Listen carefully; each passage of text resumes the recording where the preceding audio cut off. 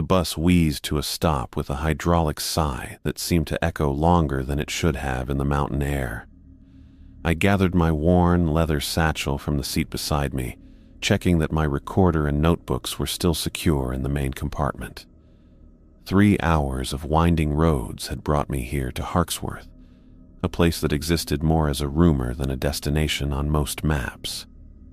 I stepped down onto cracked asphalt, and the bus driver gave me a look that suggested I might be making a mistake. The doors closed behind me with finality, and I watched the vehicle disappear around a bend, leaving me alone at what could generously be called a bus stop. Really just a weathered signpost and a patch of gravel where the mountain road widened slightly. The silence hit me first. Not the peaceful quiet of a small town, but something heavier, more deliberate.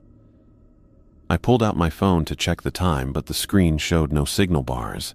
Not surprising this far into the mountains, but it made me feel more isolated than I'd expected. I turned toward the village proper and felt my breath catch slightly. Harksworth spread out below me like something from a postcard that had been touched up too many times. Every building looked freshly painted, every fence post perfectly straight, every garden meticulously maintained. The main street ran in a clean line through the center, flanked by shops and houses that seemed to gleam even in the overcast afternoon light. Something was off about the perfection. I'd covered plenty of small mountain communities over the years, and they all had character. Peeling paint here, a sagging porch there, weeds growing through sidewalk cracks, the kind of gentle decay that came with real people living real lives. Harksworth looked like a movie set dressed for filming.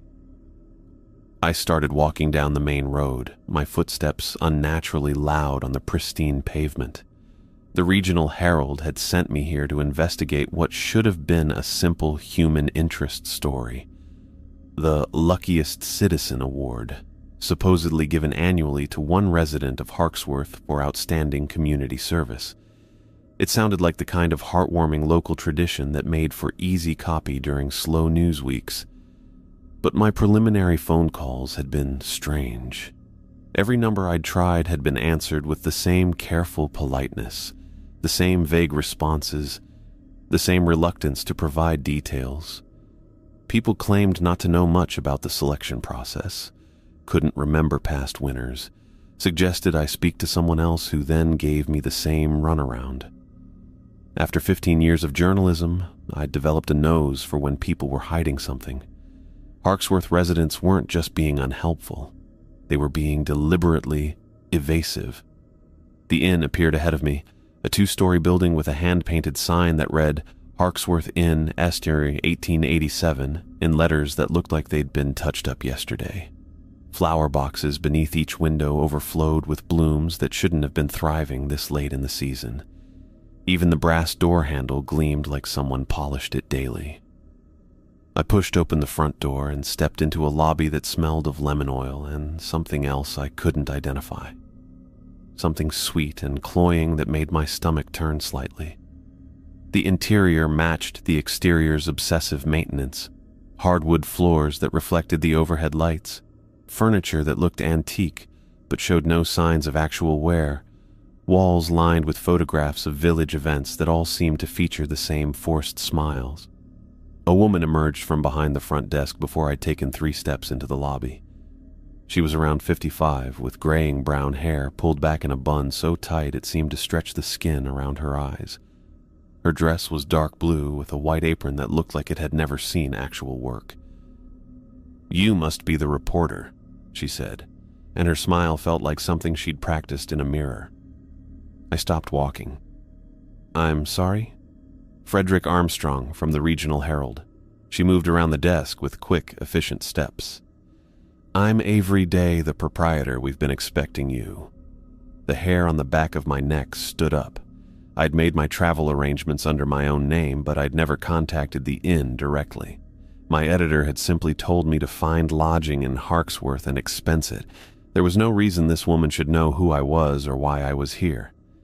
"I haven't made a reservation," I said carefully. "Oh, that's quite all right. We have a room prepared for you." Avery's smile never wavered, but her eyes had gone sharp and watchful. "You're here about the ceremony, I assume?" I set my satchel down and pulled out my notebook, more to buy myself time to think than because I needed to take notes yet. The Luckiest Citizen Award, yes. I was hoping to speak with some residents about the tradition. The change in Avery's expression was subtle but unmistakable. The practiced smile faltered for just a moment, and her hands smoothed down her apron in a gesture that looked automatic and nervous. "It's just a private community celebration," she said, and her voice had gone flat. "Nothing that would interest outsiders, really. When I called last week, several people mentioned it was quite an honor. I'd love to learn more about how recipients are chosen, maybe speak with this year's winner." Avery's hands were working at her apron again, smoothing fabric that was already perfectly pressed. I really couldn't say much about the process. Very traditional, you understand? Been the same way for generations. She was lying. Not about the tradition being old, I could believe that, but about not knowing the details. Everything about her body language screamed that she knew exactly how the selection worked, and desperately didn't want to talk about it. "Could you point me towards someone who might know more? A town council member, perhaps, or whoever organizes the ceremony?" "I'm afraid I have to see to the kitchen now," Avery said, already backing toward a door behind the front desk. "Your room is number 7, top of the stairs. Keys on the desk there." She disappeared through the door before I could ask another question, leaving me alone in the too-perfect lobby with the distinct feeling that I just confirmed something she'd been afraid of.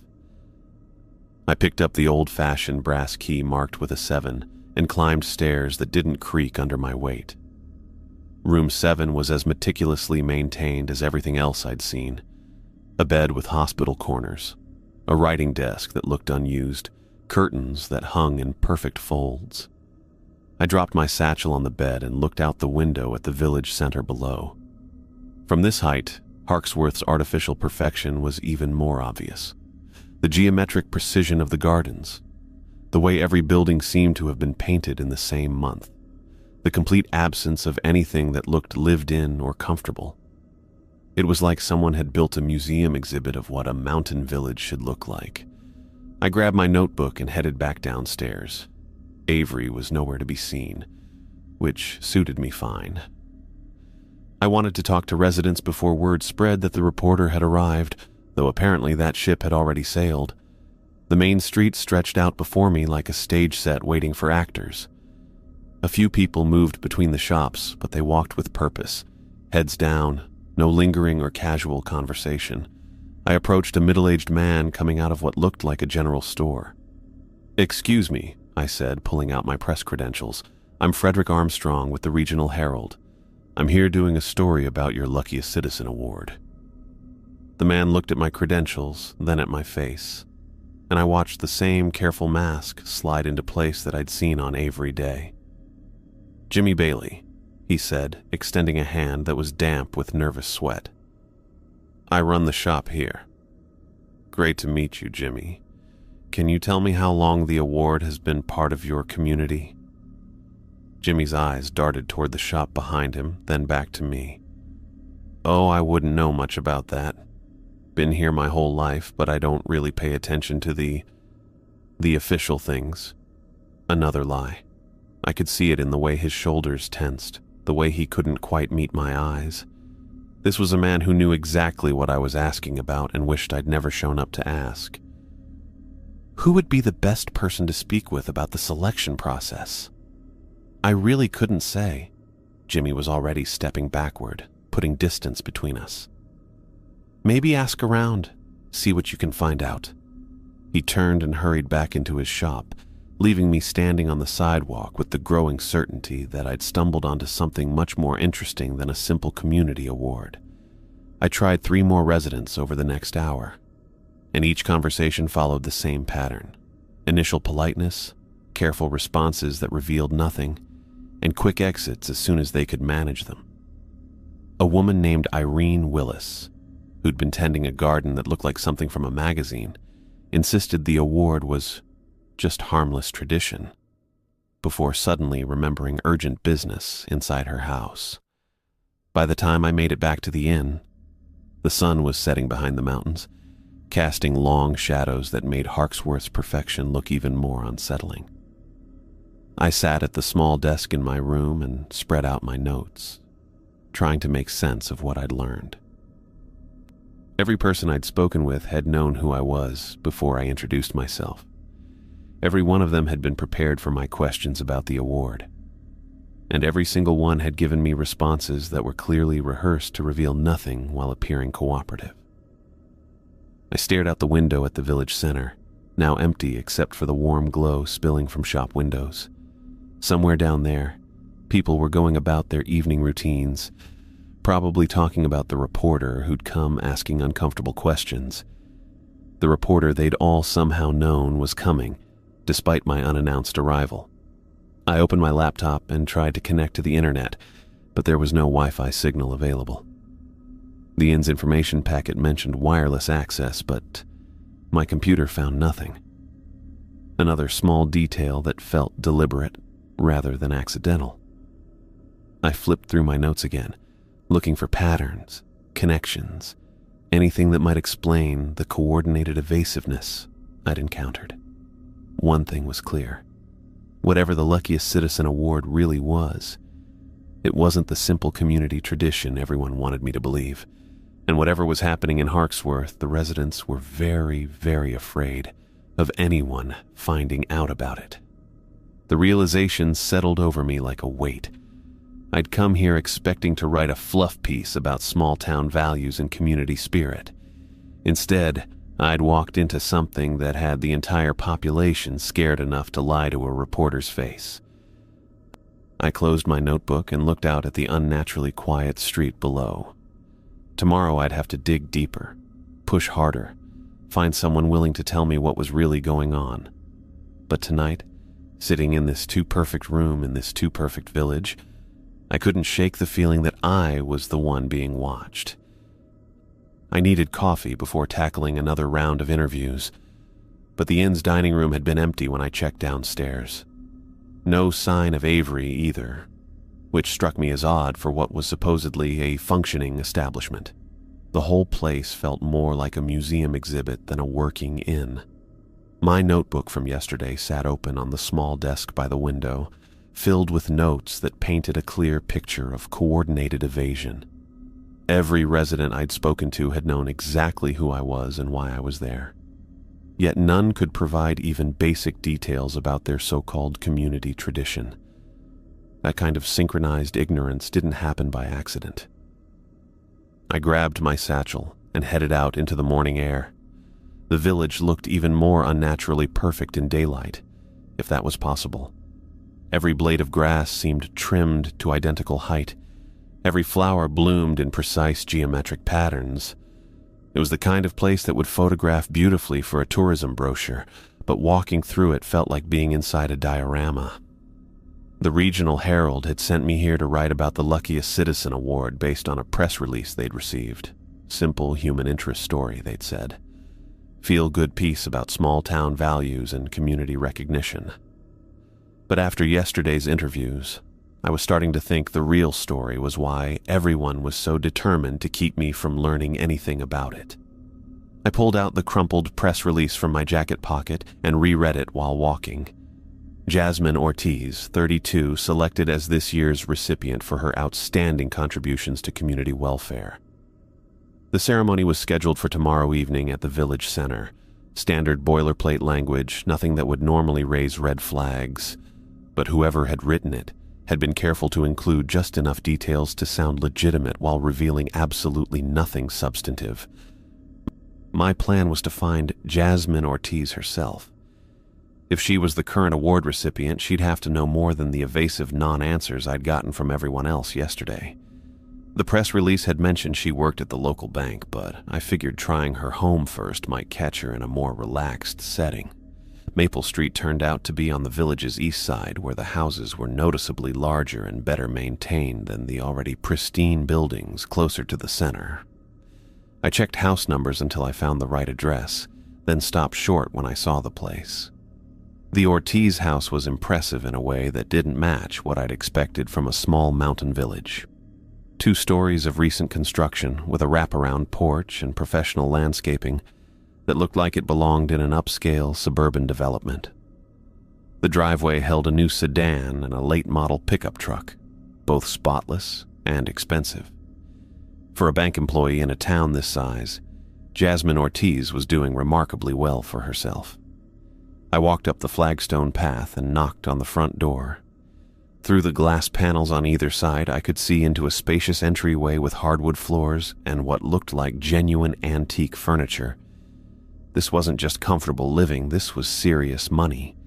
The woman who answered the door matched the photo from the press release, though she looked younger in person. Blonde hair pulled back in a neat ponytail, bright blue eyes, wearing casual clothes that still managed to look expensive. She smiled when she saw me, but there was something guarded about her expression. "You must be the reporter," she said. "Frederick Armstrong, right? From the Regional Herald?" There it was again. I hadn't called ahead, hadn't made an appointment, but somehow she knew exactly who I was and why I was there. Just like everyone else in this place. "That's right," I said. "I was hoping we could talk about the award ceremony tomorrow. Congratulations, by the way." Her smile brightened, though it still didn't quite reach her eyes. "Thank you, please, come in. I was just making tea." She led me through the entryway into a living room that confirmed my impression about their financial situation. The furniture was all high-end pieces, arranged with the kind of casual precision that suggested either professional decorating or someone with naturally excellent taste. Family photographs covered the mantelpiece and side tables, showing Jasmine with a dark-haired man I assumed was her husband and a young girl with blonde curls who had to be their daughter. "Beautiful home," I said, settling into an armchair that probably cost more than my monthly rent.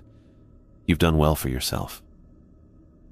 "We've been very fortunate," she said, disappearing into what I assumed was the kitchen.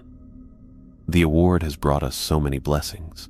I pulled out my notebook and looked around while she was gone. The photographs showed a progression over time, from what looked like a modest apartment to increasingly nice settings, culminating in shots taken in this house. The family looked happy in all of them, but there was something about the most recent photos that struck me as almost too perfect. The lighting was flawless, the poses natural, but somehow idealized, like they'd been taken by a professional photographer who specialized in creating images of domestic bliss. Jasmine returned with a tea service that matched the rest of the house's upscale aesthetic. Fine china, silver spoons, everything arranged on a tray that looked like it belonged in a magazine spread. She poured carefully, her movements precise and practiced. "So, tell me about the award," I said, accepting the delicate cup she offered. "How long have you lived in Harksworth?" 3 years now," she said, settling into the chair across from me. "We moved here from the city after Kyle got offered a position with the Forestry Service. Best decision we ever made." I made notes while she talked, but I was watching her face more than writing. Unlike the other residents I'd interviewed, she seemed genuinely willing to discuss her situation. Maybe being the current recipient gave her more latitude to talk, or maybe she was just more confident than the others. "The award came as a complete surprise," she continued. "I mean, I'd heard about it, of course. Everyone in the village knows about the tradition, but I never imagined I'd be selected." "How does the selection process work?" I asked. "Who decides?" For just a moment, her smile faltered. She took a sip of tea, and I noticed her hand was less steady than it had been a moment before. "It's a community decision," she said. "The village council meets and discusses potential recipients. They look for people who've made meaningful contributions to local life." It was the same kind of vague non-answer I'd gotten from everyone else, but delivered with more polish. I pressed a little harder. "What kind of contributions did you make? Community service, volunteer work?" "Oh, the usual things," she said, waving a hand dismissively. helping with church events, organizing fundraisers, that sort of thing. Nothing too exciting. I wrote that down, though it still didn't explain much. And the award itself, what does it involve? Is there a monetary component, or is it purely ceremonial? That's when I saw the first real crack in her composure. Her teacup rattled slightly against the saucer as she set it down, and her eyes darted toward the large window that looked out toward the forest beyond the village's eastern edge. "It's more than money," she said quietly. "The award brings good fortune, real, tangible improvements to your life. Things start going your way in ways you never expected." Now we were getting somewhere. I leaned forward slightly, keeping my voice conversational. "Can you give me some examples?" She looked at the family photographs on the mantelpiece, and her expression softened with what looked like genuine affection.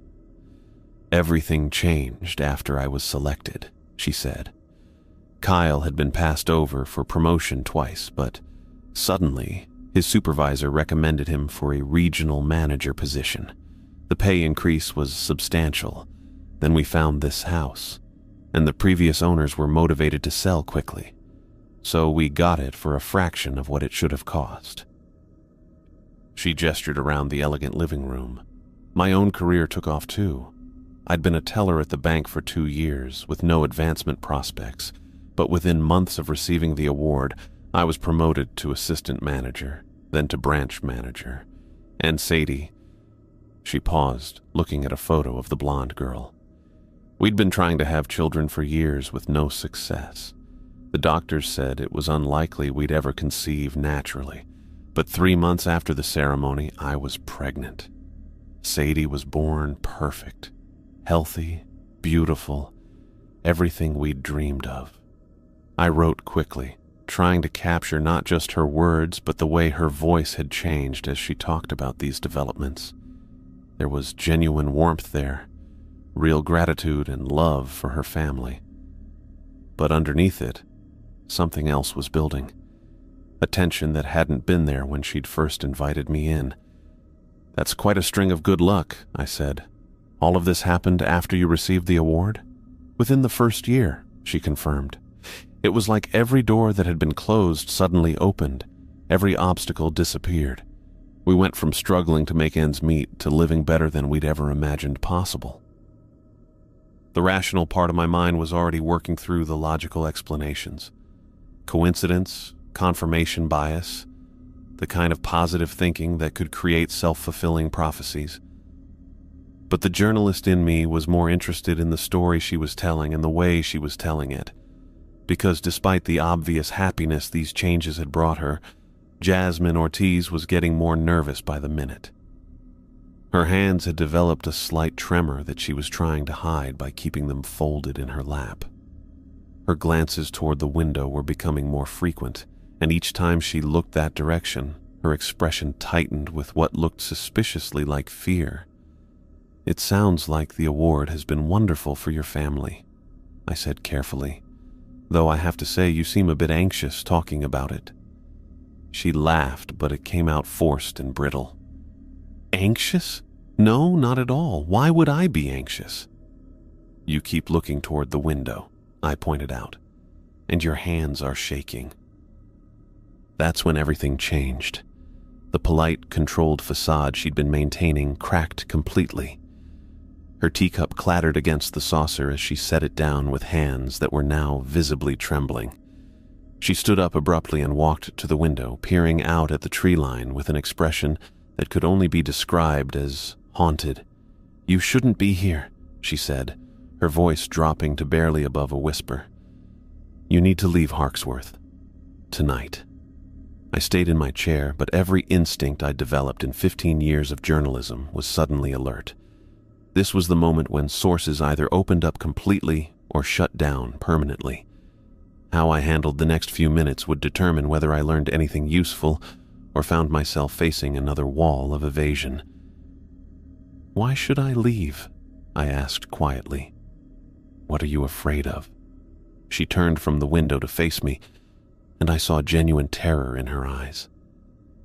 Not discomfort, not nervousness, but the kind of deep, primal fear that people felt when they believed they were in real danger. "The ceremony is tomorrow night," she said. "You can't be here for the ceremony." "What happens at the ceremony?" "I can't tell you that." She wrapped her arms around herself, a defensive gesture that made her look smaller and younger. "Some stories aren't meant to be told." I set down my own teacup and pulled out my phone, checking the time. "There's an evening bus that stops at the village entrance, right? 7:30? She nodded eagerly. "Yes, you could catch it tonight. Go back to your newspaper, write that the award is just a nice community tradition, nothing newsworthy. Everyone would be happy with that story." "Including you?" The question seemed to hit her like a physical blow. She sank back into her chair, and for a moment I thought she might start crying. "It doesn't matter what would make me happy," she said. "What matters is that you pack your things and get on that bus." I leaned forward, keeping my voice gentle but persistent. "Jasmine, I can see that you're frightened. If something's wrong here, if you need help, I might be able to do something about it. But you have to tell me what's going on." She shook her head violently. "You don't understand. This isn't the kind of problem that gets solved by newspaper articles or outside intervention. This is bigger than that, older than that." "Older how?" Another glance toward the window, this one longer and more fearful than the others. Whatever she was looking for out there, she was terrified of seeing it. "The award isn't new," she said finally. "It's been happening for generations. Every year, someone is chosen. Every year, they receive good fortune beyond anything they could have imagined. And every year..." She trailed off, unable or unwilling to finish the sentence. "Every year what?" I pressed. "You need to leave," she repeated, standing up again. "Please, pack your things and catch the evening bus. Don't ask any more questions. Don't try to attend the ceremony. Just go." I could see that I'd pushed as far as she was willing to go. The fear in her voice was real, and whatever was driving it ran deeper than simple reluctance to talk to a reporter. She was genuinely terrified, not just for herself, but apparently for me as well. "All right," I said, closing my notebook and standing up. "Thank you for the tea. And for talking with me." She walked me to the door, her movements quick and nervous. As I stepped onto the porch, she caught my arm. "Promise me you'll leave tonight," she said urgently. "Promise me you won't try to stay for the ceremony." I looked into her frightened blue eyes and saw a desperation that made my chest tight. Whatever was happening in Harksworth, Jasmine Ortiz believed it was dangerous enough to risk begging a complete stranger to flee. "I'll think about what you've said," I told her. It wasn't the promise she wanted, but it was all I was prepared to give. She released my arm and stepped back, already shaking her head. "That's not good enough," she whispered. "But I can't make you understand. I can only warn you." She closed the door between us with a soft but final click. I walked back down Maple Street with Jasmine's desperate warnings echoing in my head. Her terror had been real, the kind of fear that made someone grab a stranger's arm and beg them to flee. But instead of scaring me away, her reaction convinced me I was onto something significant. Whatever happened at these ceremonies, it was serious enough to transform a confident bank manager into someone who jumped at shadows. The afternoon stretched ahead of me with new purpose. I pulled out my notebook and flipped to a fresh page, writing "Previous Winners" at the top. If this award had been happening for generations, as Jasmine claimed, there should be other recipients in town.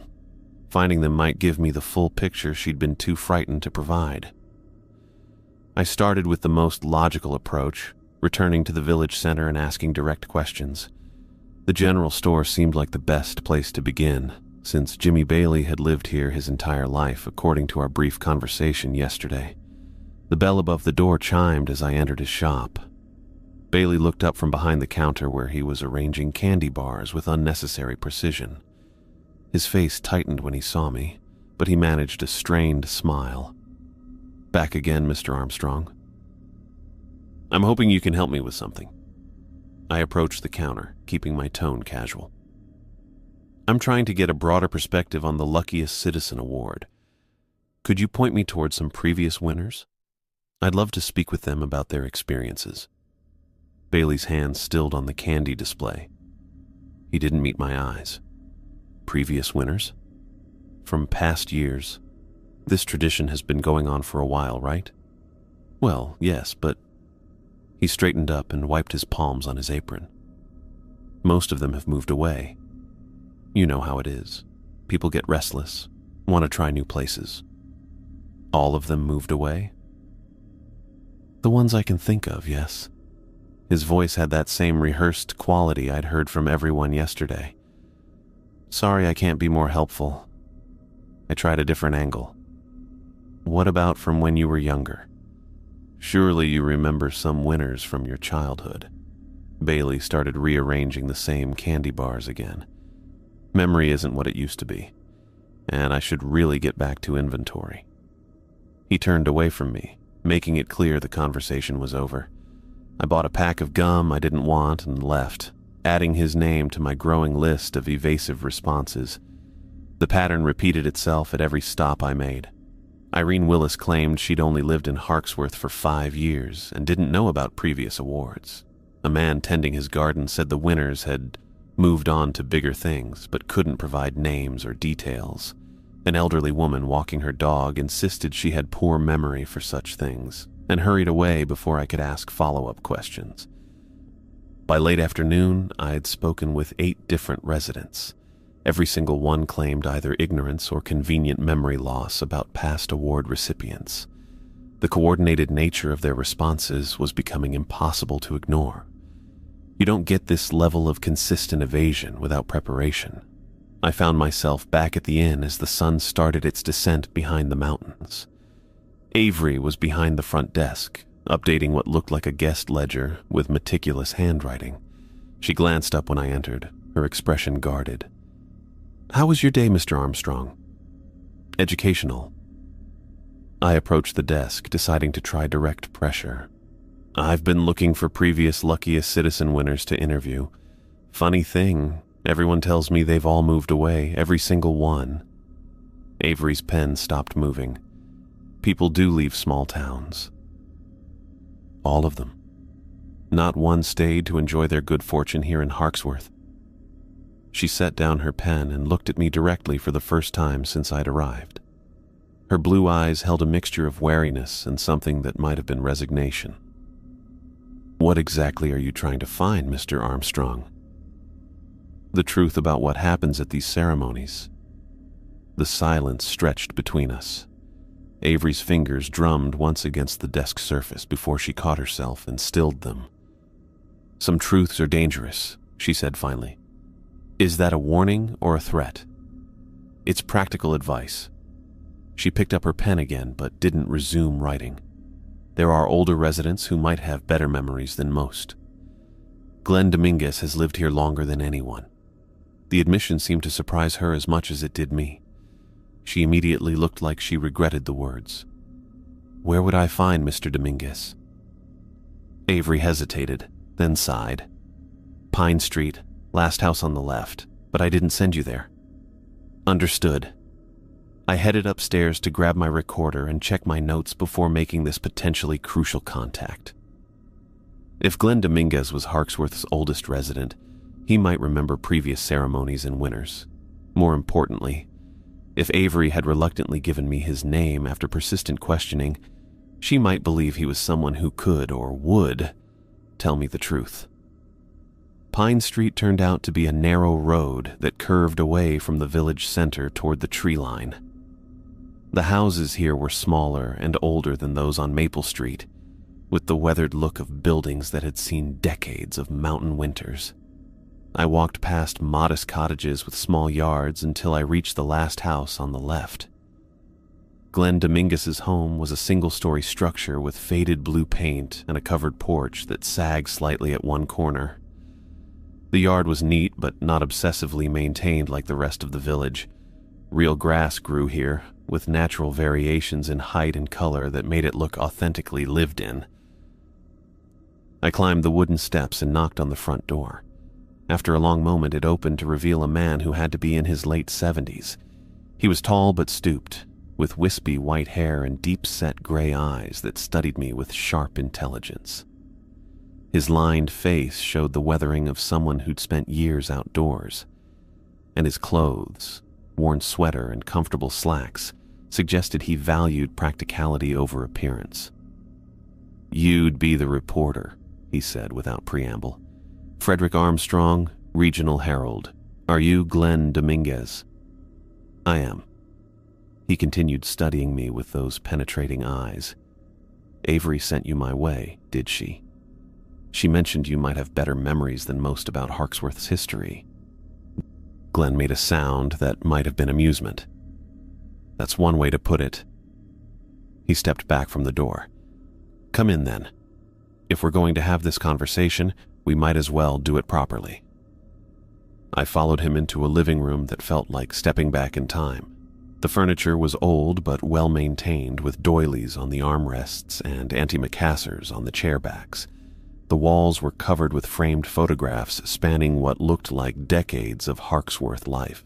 Groups of people at various gatherings, seasonal celebrations, church events, a visual history of the community. "Sit," Glenn said, gesturing to an armchair while he settled into what was clearly his preferred spot by the window. "Can I offer you something to drink? Coffee, something stronger?" "Coffee would be great." "Actually," he said, reconsidering, "I think I'll have whiskey. This conversation calls for it. You can have coffee if you prefer, but I suspect you'll want something stronger before we're done." Something in his tone made me change my mind. "Whiskey sounds fine."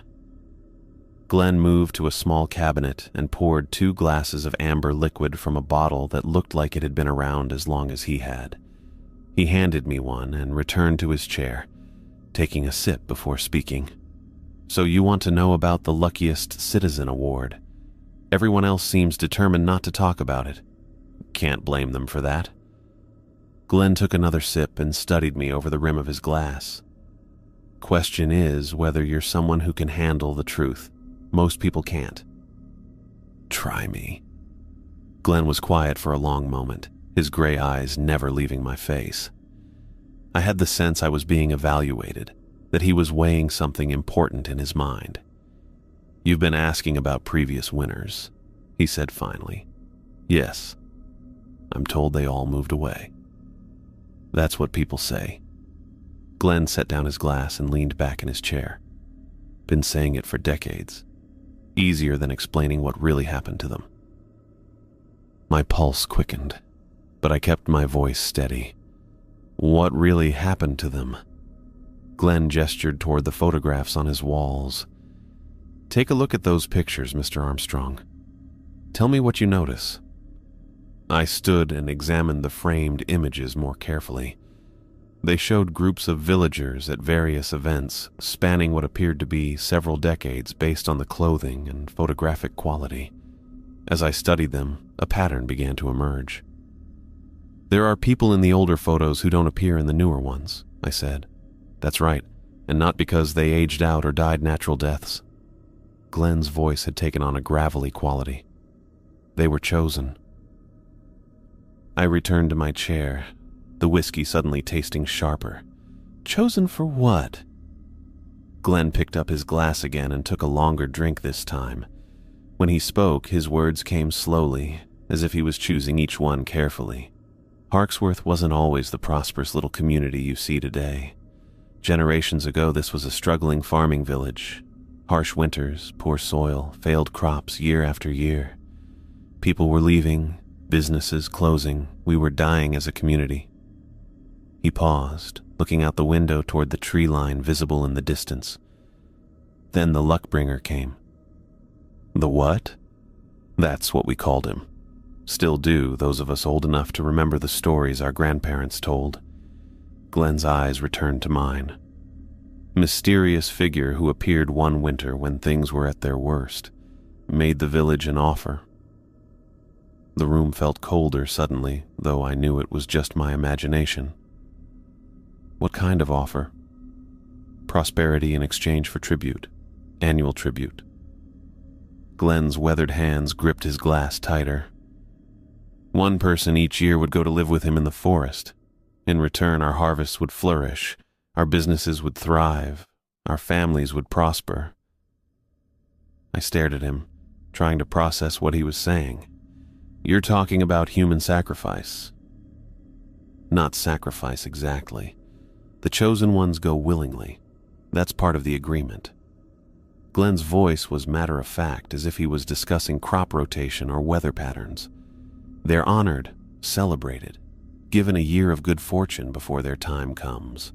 The luckiest citizen award. Now you understand. Glenn finished his whiskey and set the empty glass on the table beside his chair. Every year, the village council selects someone. They receive a year of blessings, financial success, career advancement, personal fulfillment, everything they could want. And then they fulfill their obligation.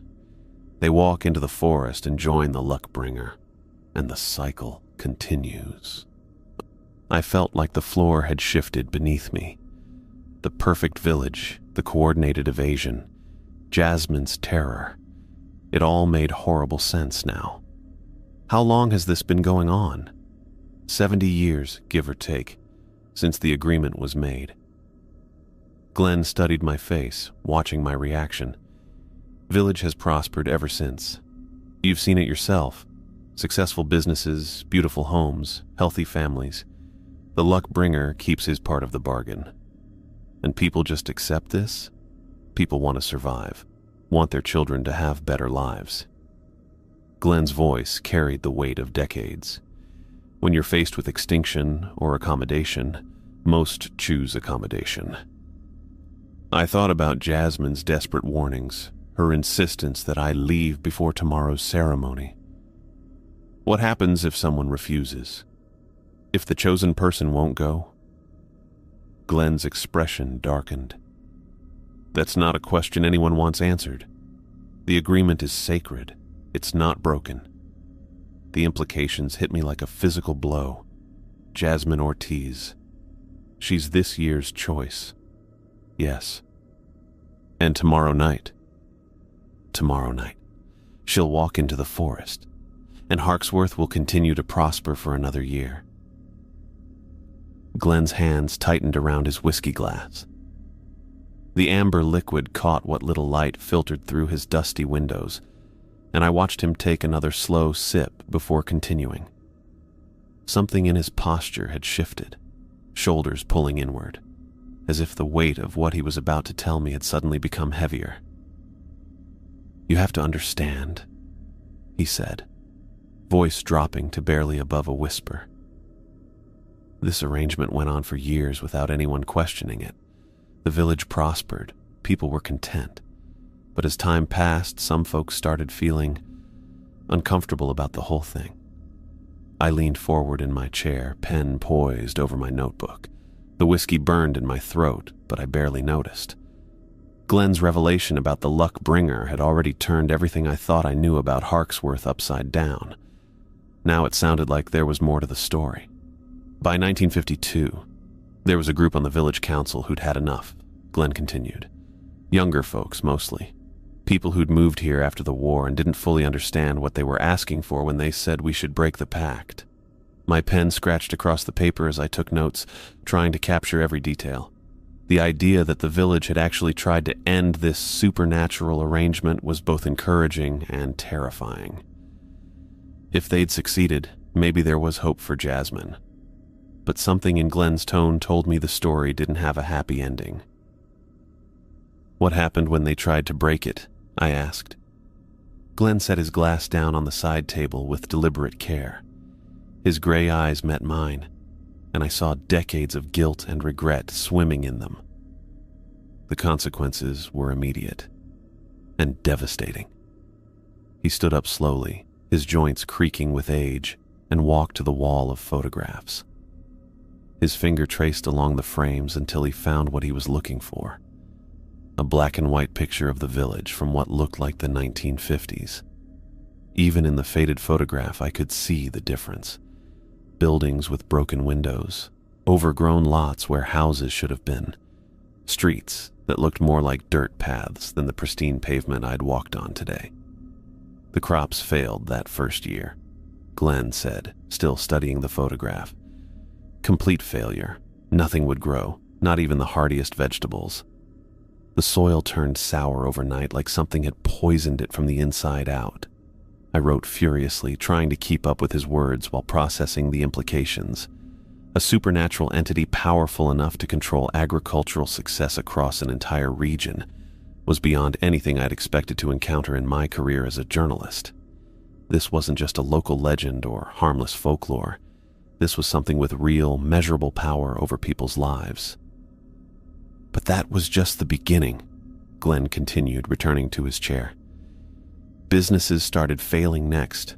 The general store couldn't keep inventory. Shipments would arrive spoiled or damaged, or they wouldn't arrive at all. The bank had a string of robberies that cleaned out most of the local accounts. People who'd lived here their whole lives suddenly found themselves without work, without savings, without hope. The whiskey was making my head feel fuzzy, but I forced myself to focus. This was the kind of information that could change everything, not just for my article, but potentially for Jasmine's fate tomorrow night. If the village had broken the pact once, maybe they could do it again. Maybe there was a way to save her. How long did this go on? I asked. 5 years, Glenn said quietly. 5 years of watching our community tear itself apart. But the worst part wasn't the economic collapse or the failed crops. It was the accidents. He paused, reaching for his whiskey again. His hands were shaking slightly, and I realized that even decades later these memories still haunted him. I waited, letting him gather himself, knowing that pushing too hard might cause him to shut down completely. They seemed random at first, he finally continued. A ladder collapsing when someone was fixing their roof, a car sliding off the mountain road on a clear, dry day, equipment malfunctioning at the worst possible moment. But they kept happening, week after week, month after month, and they were always fatal. My stomach clenched as I wrote down his words. The idea of supernatural retribution was one thing, but hearing about actual deaths, people dying because their community had tried to break free from this arrangement, made everything feel more real and more urgent. How many people died? I asked, though I wasn't sure I wanted to know the answer. 17, Glenn said without hesitation. 17 people in 5 years in a village that had maybe 200 residents total, and every single death could be explained away as an accident or coincidence. Nothing that would draw outside attention or investigation, just enough to make the message clear. I looked up from my notebook, studying Glenn's weathered face. He'd lived through this. He'd watched his neighbors and friends die because of a decision to break free from supernatural bondage. No wonder the current residents were so terrified of discussing the luckiest citizen award with an outsider. They knew exactly what could happen if the arrangement was threatened. So the village gave in, I said. It wasn't really a question. The surviving members of the council met in 1957, Glenn confirmed. By then, most of the people who'd pushed for breaking the pact were dead or had fled the village. The few of us left knew we had to make things right, or there wouldn't be a Harksworth left to save. He reached into his shirt pocket and pulled out a yellowed piece of paper, unfolding it carefully. Even from across the room, I could see it was covered in handwritten text. The ink faded, but still legible. This is a copy of the resolution they passed, Glenn said, holding it up, reinstating the tribute, but with modifications. The council knew they couldn't go back to the old way, just selecting someone and sending them into the forest without any pretense. Too many people had moved here who didn't understand the history, so they created the Luckiest Citizen Award. The pieces were falling into place, but the picture they formed made me feel sick. The award wasn't just a disguise for human sacrifice. It was a carefully constructed system designed to maintain the illusion of normalcy while feeding people to a supernatural entity. The award serves multiple purposes. Glenn continued as if reading my thoughts. "It identifies the chosen person to the community in a way that seems positive and celebratory. It gives the luck bringer a full year to prepare the recipient for their fate. And it provides cover for anyone who might ask questions about why people periodically disappear from Harksworth." I thought about Jasmine's terror when she'd begged me to leave town, the way she'd glanced fearfully toward the forest, her insistence that some stories weren't meant to be told. She knew. She understood exactly what was going to happen to her tomorrow night, but she was powerless to stop it. "The good fortune is real, isn't it?" I asked. Everything Jasmine told me about her family's success, Kyle's promotion, their house, her career advancement, that actually happened. "Oh, yes," Glenn nodded grimly. "The luckbringer keeps his end of the bargain. The chosen person receives a year of genuine good fortune. Their lives improve in every measurable way. Financial success, career advancement, personal fulfillment, health improvements, relationship healing, whatever they need most, they receive in abundance." The cruelty of it was staggering. Not only did the entity take people's lives, but it gave them a taste of everything they'd ever wanted first. It was psychological torture disguised as a blessing, making the eventual sacrifice even more devastating for both the victim and their loved ones. "But when the next ceremony arrives," I said, already knowing the answer, "they have to fulfill their obligation." "They walk into the forest willingly," Glenn confirmed.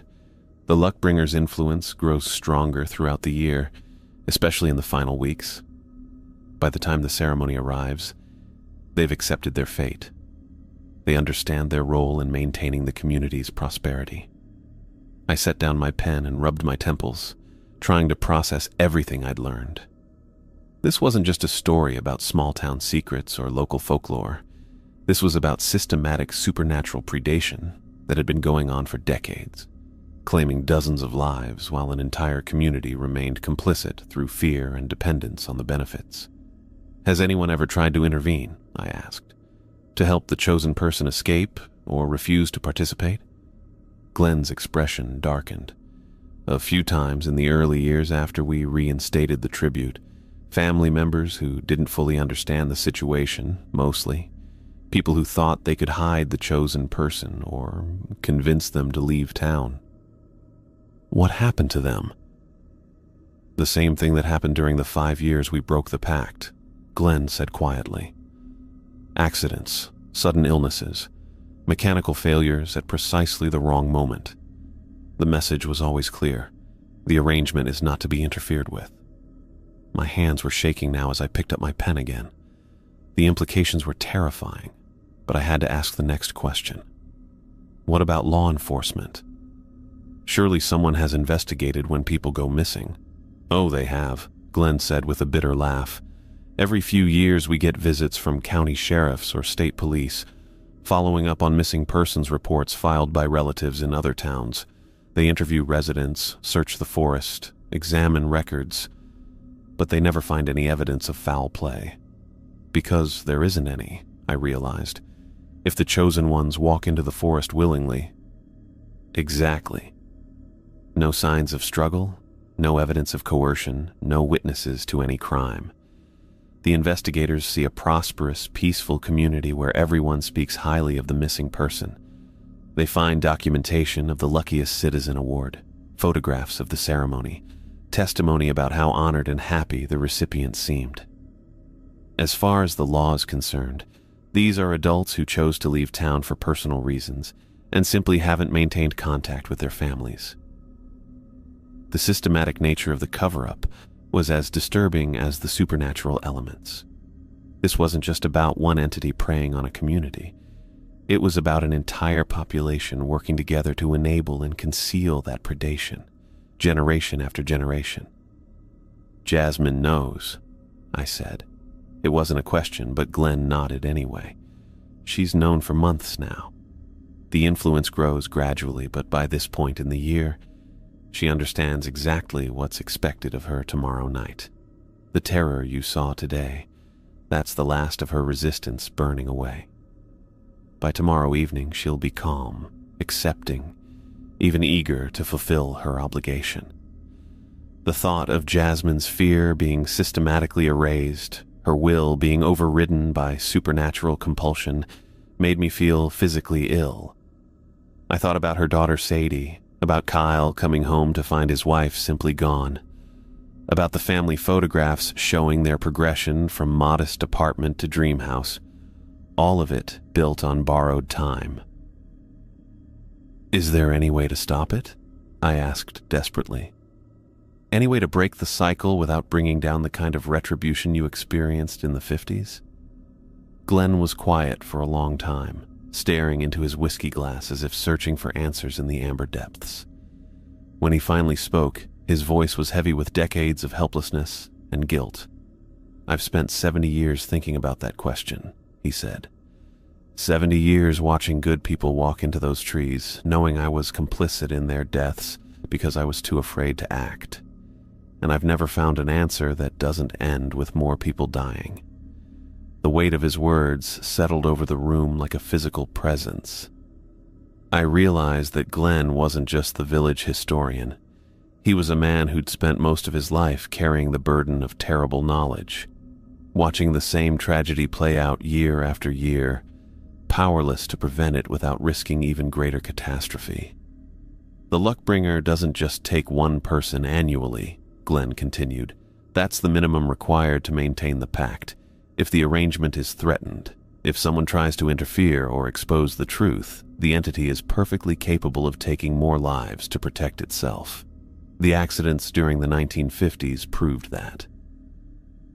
I thought about my own presence in Harksworth, about the article I'd planned to write, about the questions I'd been asking throughout the village. Was I putting other people at risk just by being here? Was my investigation potentially signing death warrants for innocent residents? "Then why are you telling me this?" I asked. "Why risk talking to an outsider if it could bring retribution down on the community?" Glenn met my eyes directly, and I saw something I hadn't noticed before. A flicker of desperate hope mixed with the resignation and guilt. "Because maybe," he said slowly, "maybe someone from outside the system, someone not bound by decades of fear and complicity, might see something we've missed. Maybe there's a solution that none of us have been able to find because we're too close to the problem, too invested in our own survival." It was a slim hope, barely more than wishful thinking, but I understood why he was clinging to it. After 70 years of watching people die, even the smallest possibility of change would be worth the risk. "What happens tomorrow night?" I asked. "During the ceremony?" "The entire village gathers in the town square at sunset," Glenn explained. "There are speeches about community spirit and shared prosperity, presentations about Jasmine's contributions to local life, expressions of gratitude for her service. Very formal, very dignified. And then, as the sun disappears behind the mountains, she walks to the edge of the forest. Alone? Alone. She enters the trees, and we never see her again. The next morning, life returns to normal. Her family receives condolences for her sudden decision to leave town, help packing up her belongings, support during their difficult transition. Within a few months, they usually move away to start fresh somewhere else. The clinical description made it sound almost reasonable, like a natural community ritual rather than supernatural human sacrifice. I could see how outside investigators might view it as nothing more than an elaborate farewell ceremony for someone choosing to relocate. And Kyle and Sadie have no idea what's really happening? The Luckbringer's influence extends to family members, but more subtly, Glenn said. They'll feel sad about Jasmine's departure, but they won't question it. They'll accept her explanation that she needs to pursue new opportunities, that this is what's best for everyone. The supernatural compulsion ensures they don't dig too deeply into details that might unravel the cover story. I closed my notebook and leaned back in my chair, overwhelmed by everything I'd learned. Tomorrow night, I would watch a woman walk to her death while her husband and daughter stood by peacefully, their minds clouded by supernatural influence. An entire community would participate in what amounted to ritual murder, and law enforcement would find no evidence of any crime. "How many people have you watched die this way?" I asked quietly. 68, Glenn said without hesitation. 68 people in the years since we reinstated the tribute, plus the 17 who died during the 5 years we tried to break the pact. 85 deaths that I could have prevented if I'd been braver, or smarter, or more willing to sacrifice myself for others. The guilt in his voice was devastating. I realized that Glenn had been carrying this burden alone for decades, watching the annual cycle repeat while being unable to share the truth with anyone who might help. No wonder he looked so frail. The weight of 85 deaths would crush anyone's spirit. "You couldn't have saved them," I said, though the words felt inadequate. "Not without risking everyone else in the village." "Maybe," Glenn said. Or maybe I just told myself that to make the guilt easier to bear. We sat in silence for several minutes, both lost in our own thoughts. Outside, I could hear the normal sounds of evening in a small town.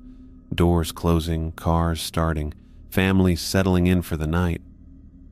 It was impossible to reconcile that peaceful normalcy with the horror Glenn had just described. "Jasmine knows what awaits her tomorrow night," I finally said.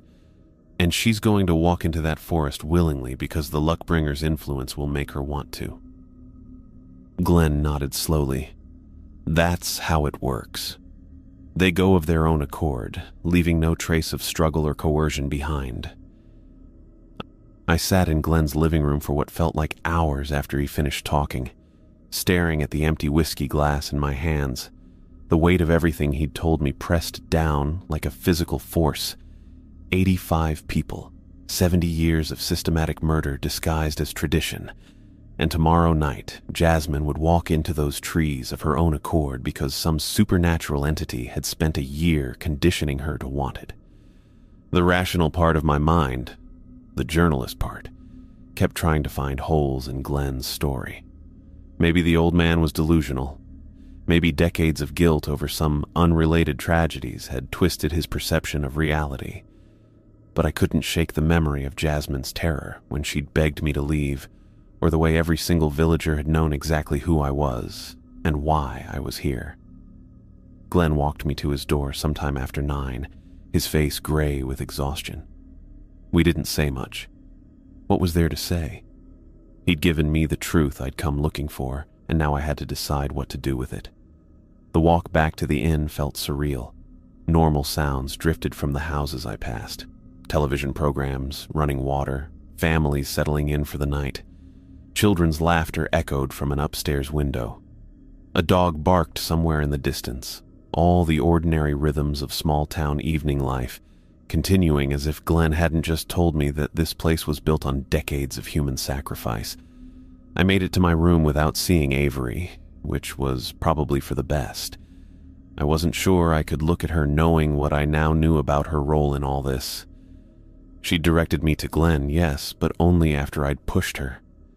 How many reporters had she turned away over the years? How many potential witnesses had she steered clear of the truth? Sleep was impossible. I lay on the narrow bed with my notebook open beside me, reading through everything I'd written. Glenn's words, Jasmine's warnings, the careful non-answers from every other villager. The pattern was undeniable once you knew what to look for. Around midnight, I considered calling the police. My cell phone still had no signal, but the inn had a landline. I could reach the county sheriff, report what Glenn had told me. But then I remembered his warning about previous investigations finding nothing. Of course, they'd found nothing. The victims left willingly, their families accepted their departure, and the entire community backed up the same story about a harmless local tradition. What evidence did I actually have? The testimony of one elderly man who could easily be dismissed as confused or mentally unstable, a frightened woman who'd explicitly refused to go on record, a community that showed signs of coordinated behavior but nothing provably criminal, no bodies, no crime scene, no physical evidence of any wrongdoing. I'd covered enough police investigations to know how this would go. A couple of officers would drive up from the county seat, ask some routine questions, and leave satisfied that they'd looked into a crank call from an out-of-town journalist. The villagers would be polite and cooperative, explaining their quaint local tradition with just the right mix of pride and embarrassment. Jasmine would smile and tell them how honored she felt to receive the award. Everything would appear completely normal. The worst part was knowing that in 24 hours it would be over. Whatever window existed for intervention would close at sunset tomorrow. After that, Jasmine would be gone, and Harksworth would begin its quiet process of selecting next year's victim. I must have dozed fitfully sometime before dawn, because I woke to pale morning light, filtering through the thin curtains. My notebook had fallen to the floor during the night, pages scattered. I gathered them up, checking that Glenn's revelations were all still there in my handwriting. Part of me had hoped I'd dreamed the whole conversation. Downstairs, Avery had coffee and pastries laid out in the small dining room. She greeted me with the same professional pleasantness as always, but I caught her watching me more carefully now. She knew I'd spoken with Glenn. She was probably wondering how much he'd told me. "Sleep well?" she asked, refilling my coffee cup. "Fine," I lied. "Will you be staying another night? I know you mentioned your article deadline." The question felt loaded. Was she hoping I'd leave before the ceremony? Or was she simply making conversation?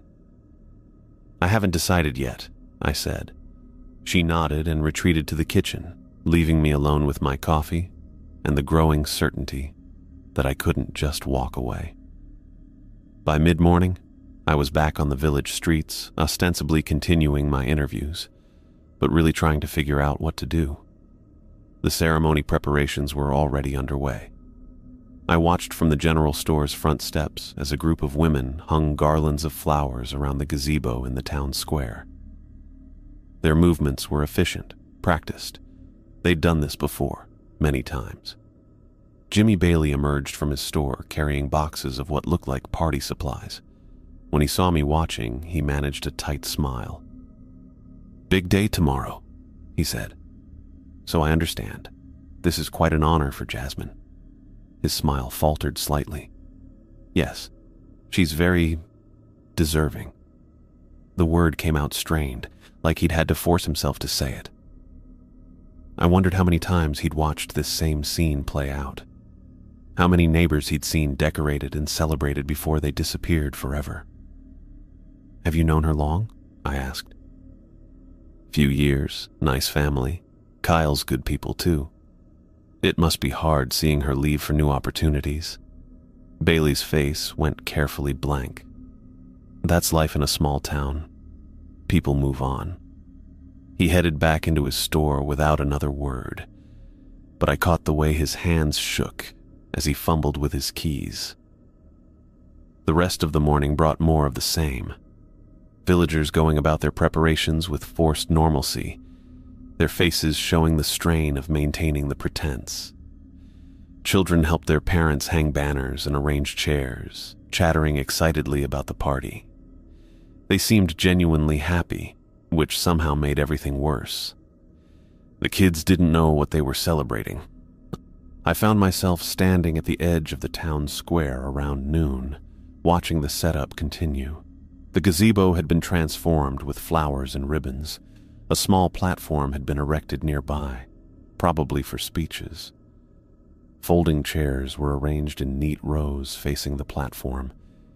It looked exactly like what it was supposed to be, a community celebration honoring one of their own. That's when I decided I had to try talking to Jasmine again. The walk to Maple Street felt different this time. Yesterday, I'd been looking for a story. Today, I was looking for a way to save someone's life. The distinction made my stomach clench with anxiety. The Ortiz house looked the same as before, perfectly maintained, prosperous, normal. But when Jasmine answered my knock, I immediately saw the change Glenn had warned me about. Her face held an otherworldly calm that made my skin crawl. The terror from yesterday was completely gone, replaced by something that looked like serenity but felt profoundly wrong. Her blue eyes seemed to focus on something beyond me, and when she smiled, it didn't quite reach those eyes. "Frederick," she said, as if she'd been expecting me. "Please, come in." I followed her to the same living room where we'd talked before, but everything felt different now. She moved with a dreamlike quality, her gestures smooth and deliberate. When she offered tea, I declined. "Jasmine, we need to talk about tomorrow night." "The ceremony," she said, settling into her chair with that same eerie calm. "Yes, it's time. You don't have to go through with this. I know what the award really means. I know what happens in the forest." She tilted her head slightly, considering my words with mild curiosity rather than alarm. "Of course you do, Glenn told you." The casual way she said it sent chills down my spine. Yesterday, she'd been terrified that I might learn the truth. Today, she seemed completely unbothered by my knowledge. "Jasmine, listen to me. You're in danger. This isn't really a choice you're making freely. Something is influencing your thoughts, making you want to do this." "I understand now," she said, her voice carrying that same dreamy quality. The year of luck was payment in advance. Everything we received, Kyle's promotion, the house, my career, even Sadie, it was all given to us with the understanding that I would fulfill my part of the bargain. That's not how it works. You don't owe anyone anything. These aren't debts that need to be paid. She looked at me with something approaching pity. "You don't understand." The luckbringer kept his side of the agreement. It would be wrong not to keep mine. I leaned forward, trying to reach whatever part of her real personality might still be accessible. "What about Sadie? What about Kyle? They need you. They'll be fine. They'll understand that this was always meant to happen." The matter-of-fact way she said it made my chest tighten. This wasn't the same woman who'd grabbed my arm yesterday and begged me to leave town. Whatever the luckbringer was, it had been working on her mind all year, and now it had complete control. "Jasmine, I'm a journalist. I can expose this story. I can bring outside attention that will stop this from happening." She shook her head gently. "Some stories aren't meant to be told, Frederick. You know that." She was using the same words from yesterday, but now they carried no urgency or fear. They sounded like simple statements of fact. "I have a car," I said, abandoning any pretense of journalistic objectivity. "We can leave right now. I can drive you anywhere you want to go. You don't have to be here tomorrow night." For a moment, something flickered in her eyes, a brief shadow of confusion or uncertainty. But it passed quickly, replaced by that unsettling serenity. "Why would I want to leave? This is where I belong. Tomorrow night I'll go where I'm supposed to go." I tried for another hour, approaching the problem from every angle I could think of. I appealed to her maternal instincts, her sense of self-preservation, her love for her family.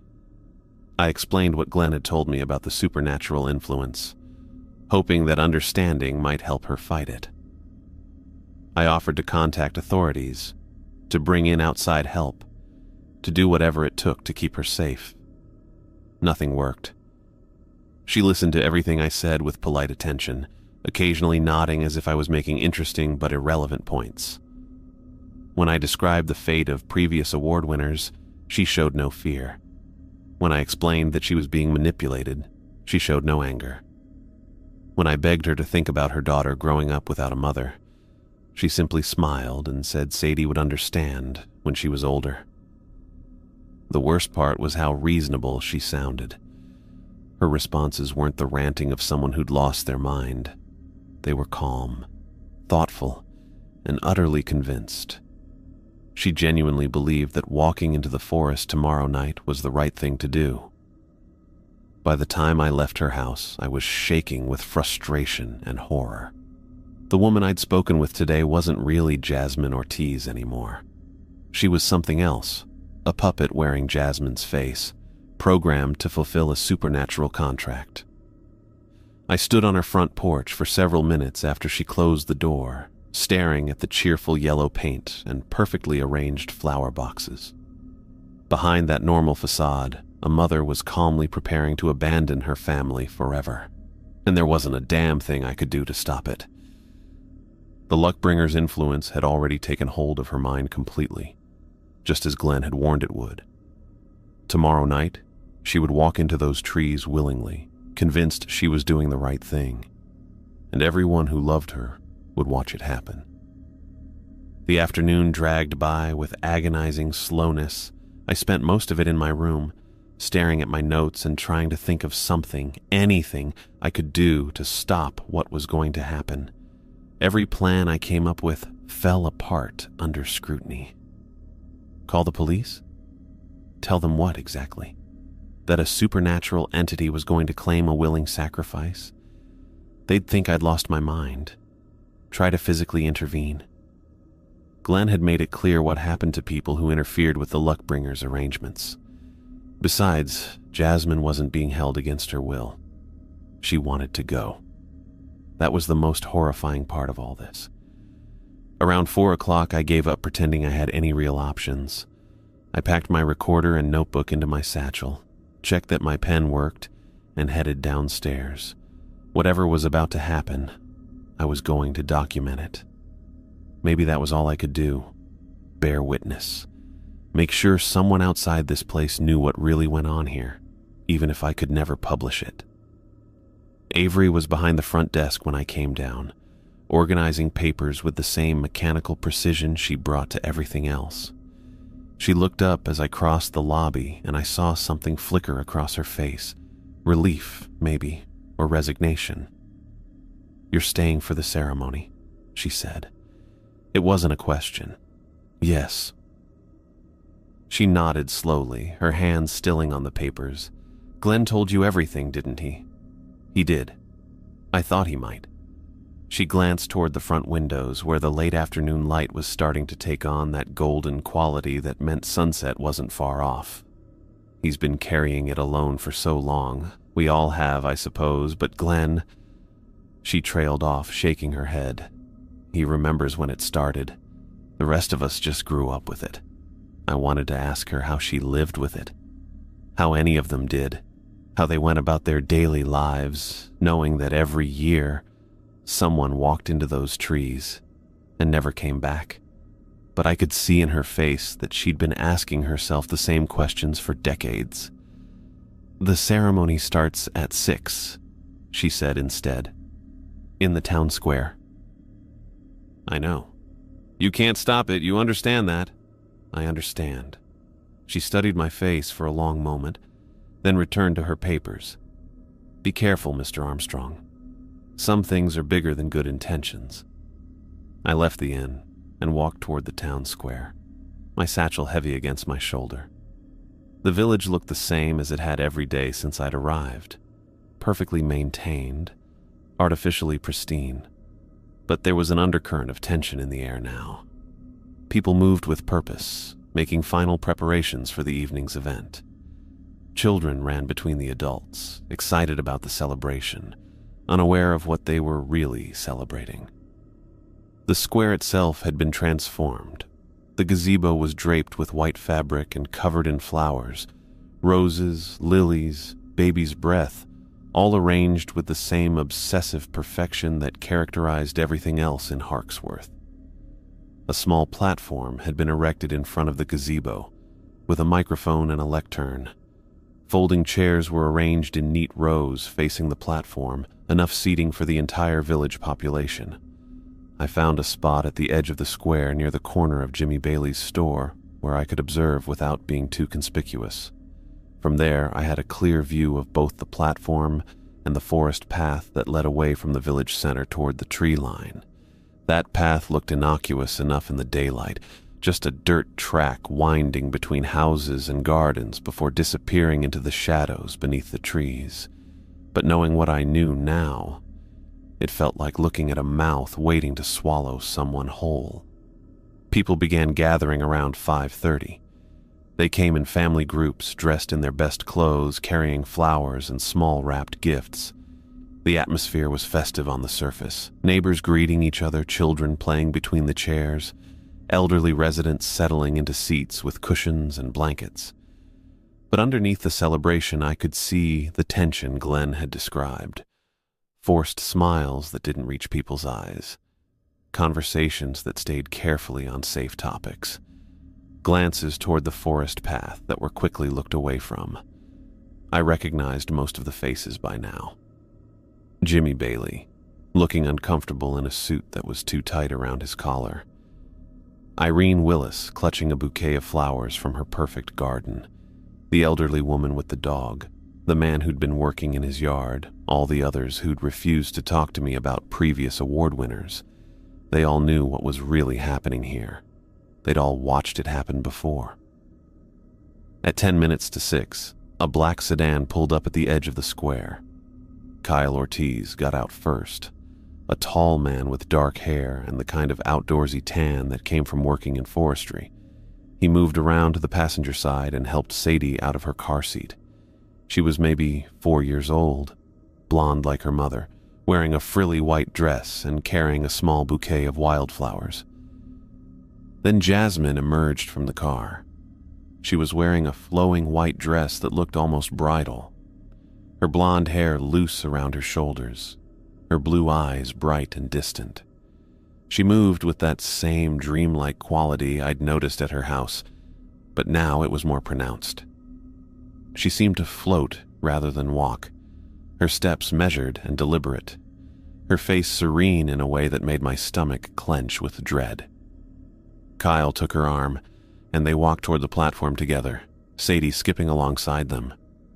The crowd parted to let them through, and I heard murmurs of appreciation and congratulation. She looks beautiful. Such an honor. Well deserved. The words felt obscene given what I knew was coming. The family took seats in the front row, Jasmine in the center with Kyle on one side and Sadie on the other. Sadie was chattering excitedly about something, gesturing with her little bouquet. But Jasmine's responses were distant, automatic. She was there, but not there, present in body, but already gone in some fundamental way. At exactly 6 o'clock, Glenn Dominguez stepped up to the lectern. He looked older than he had yesterday, more fragile, the weight of what he was about to participate in visible in every line of his face. He tapped the microphone, and the crowd fell silent. "Friends," he began, his voice carrying clearly across the square. "We gather tonight to honor one of our own. Jasmine Ortiz has been selected as this year's recipient of the Luckiest Citizen Award, in recognition of her outstanding contributions to our community." The crowd applauded politely. Sadie clapped enthusiastically, beaming up at her mother. Jasmine smiled and nodded, accepting the recognition with that eerie calm. Glenn continued with a speech about Jasmine's volunteer work, her dedication to community fundraisers, her role at the bank. All true, I supposed, but it felt like a eulogy delivered to a living person.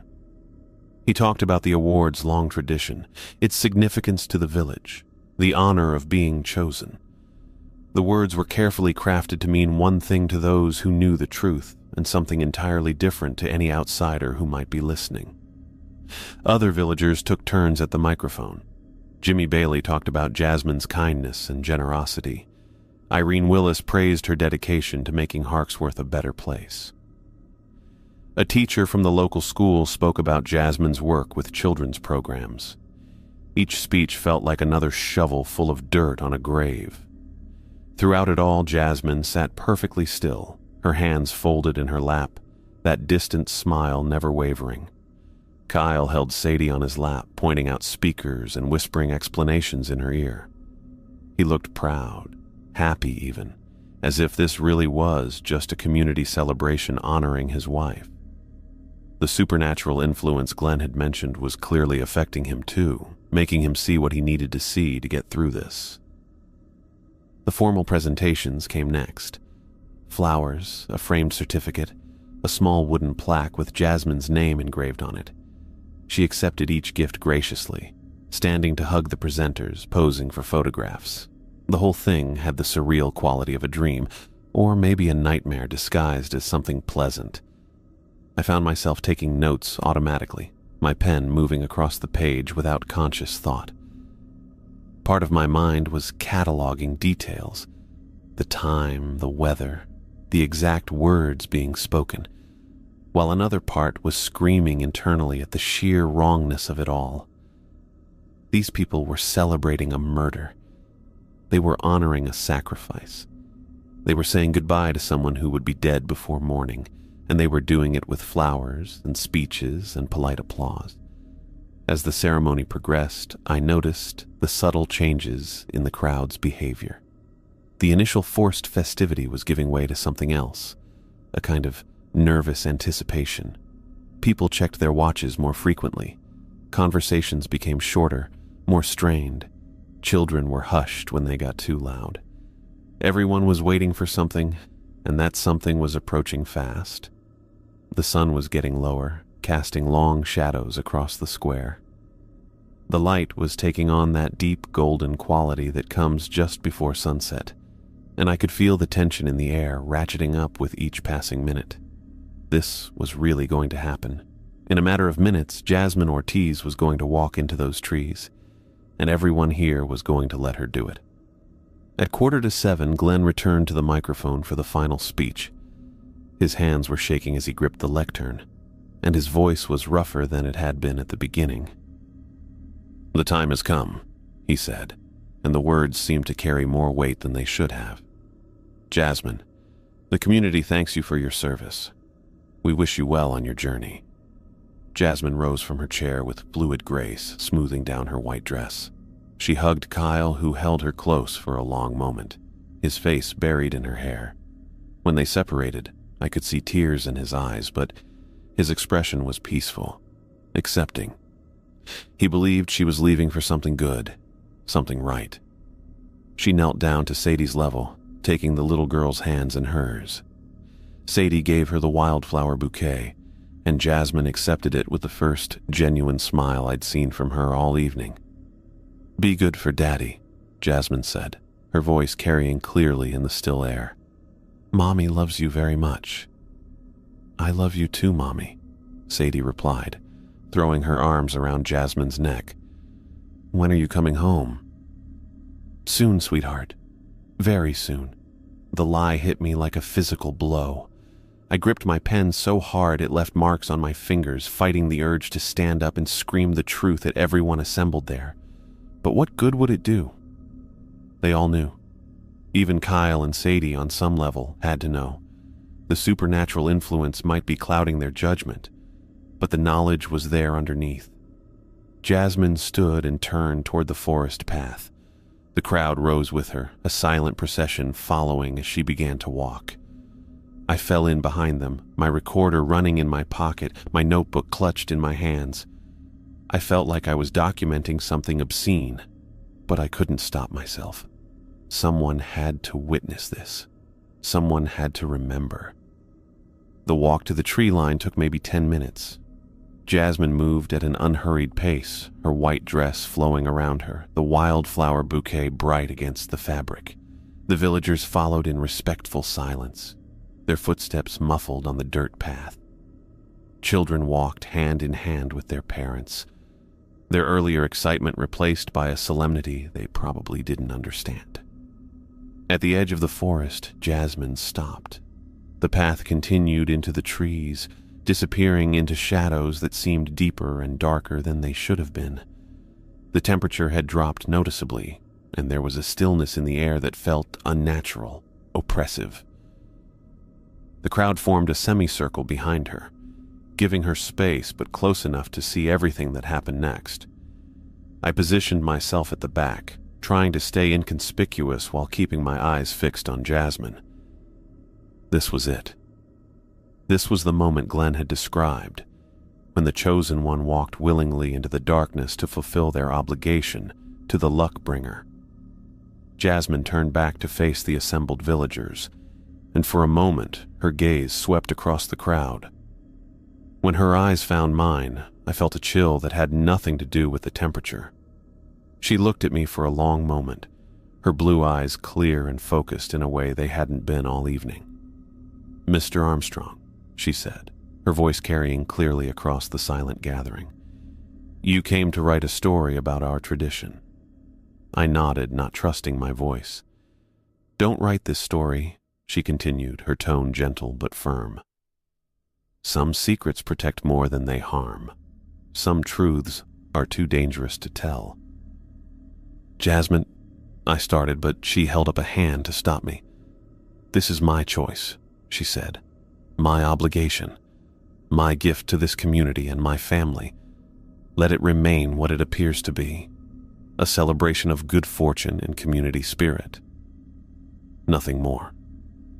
She turned back toward the forest path, took 3 steps forward, and vanished into the darkness between the trees. One moment she was there, a figure in white moving through the shadows, and the next she was simply gone, swallowed by the forest as completely as if she had never existed.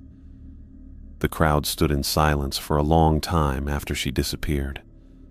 I kept waiting for someone to follow her, to call out, to react with the horror and grief that such a moment deserved. But they just stood there, staring at the spot where she had vanished, their faces reflecting the same mixture of sorrow and acceptance I'd seen throughout the evening. Gradually, people began to drift away. Families gathered their children and walked back toward the village, speaking in hushed tones or not at all. Kyle picked up Sadie, who had fallen asleep standing up, and carried her back to their car.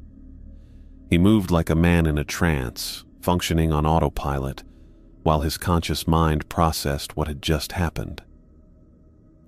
I remained at the tree line long after everyone else had gone, staring into the forest and waiting for something, anything, to happen. For Jasmine to come back, for screams to echo from the darkness, for some sign of what was happening to her in there. But the forest remained silent and still, giving up no secrets. Hours passed. The moon rose, casting silver light through the branches. I sat on a fallen log and waited, my recorder still running, my notebook open on my lap. But Jasmine never emerged from those trees, and eventually, I had to accept that she never would. I stayed at the forest edge long after the last villager disappeared down the path. The moon had climbed higher, casting everything in silver, but the trees ahead remained dark as a cave mouth. My recorder kept running in my hand, the tiny red light blinking steadily, capturing nothing but silence. Hours passed. 3, maybe 4. I kept thinking I heard something, a branch snapping, footsteps on dead leaves, maybe even Jasmine calling out. But every time I held my breath and listened, there was nothing. The temperature dropped as the night wore on. I pulled my jacket tighter and shifted on the fallen log where I'd been sitting, but I couldn't bring myself to leave. What if she came back? What if whatever was in there released her? The rational part of my mind knew better. Glenn's stories, the photographs on his wall, 70 years of this same ritual. Jasmine wasn't coming back. But I couldn't stop hoping. Around 2 in the morning, I finally gave up. My legs had gone stiff from sitting, and my hands were numb from the cold. I clicked off the recorder and closed my notebook, then made my way back through the village. Every house was dark, every window black. The decorations from the ceremony were still up, the white fabric draped over the gazebo, the folding chairs arranged in neat rows. In the moonlight, it looked like the aftermath of a wedding that had ended badly. The inn was quiet when I let myself in. I climbed the stairs to room 7, my footsteps echoing in the hallway. Once inside, I set my satchel on the bed and pulled out my notebook. I had pages of notes now. Glenn's story, my conversations with Jasmine, descriptions of the ceremony, timestamps and details. Everything I needed to write the story of my career. Everything I needed to expose what was happening in Harksworth. I sat at the small desk by the window and opened my laptop. The screen's blue glow felt harsh after hours in the darkness.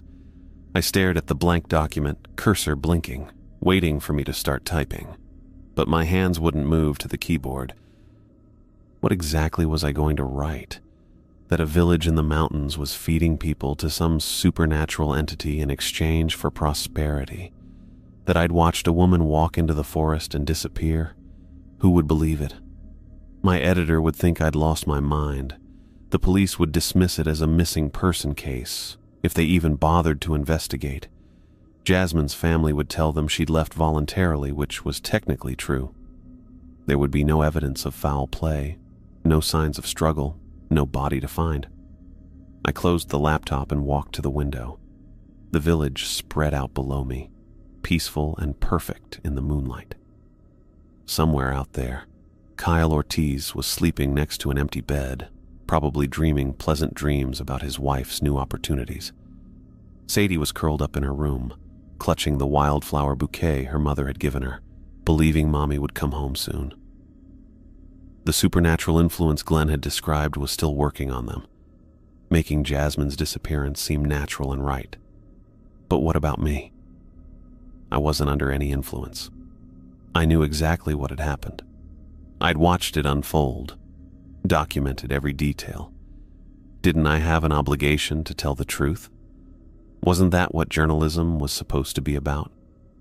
I thought about my editor back at the Regional Herald, probably expecting a cheerful piece about small-town traditions and community spirit, something light and heartwarming to fill space between the crime reports and political coverage. He had no idea what he'd sent me into. I paced the small room, my mind racing. Maybe I could find a way to make people believe. Maybe if I went back to Glenn, convinced him to go on record, got him to show me those old photographs. Maybe if I documented the pattern of disappearances, tracked down relatives of previous award winners, built a case that couldn't be dismissed. But even as I thought it, I knew it was impossible. Glenn had spent 70 years keeping this secret.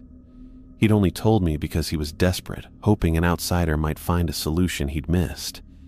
He wasn't going to risk his life by going public. And the relatives of previous victims, they probably believed their loved ones had moved away for better opportunities, just like Kyle and Sadie believed about Jasmine. The supernatural influence didn't just affect the immediate family. It created a whole narrative that made sense to everyone. I sat back down at the desk and opened my notebook, flipping through the pages of notes. Jasmine's terror yesterday, when she'd begged me to leave town. Her eerie calm today, when she'd accepted her fate with supernatural serenity. The way she'd looked at me at the forest edge, speaking my name, warning me not to write the story. Some secrets protect more than they harm, she'd said.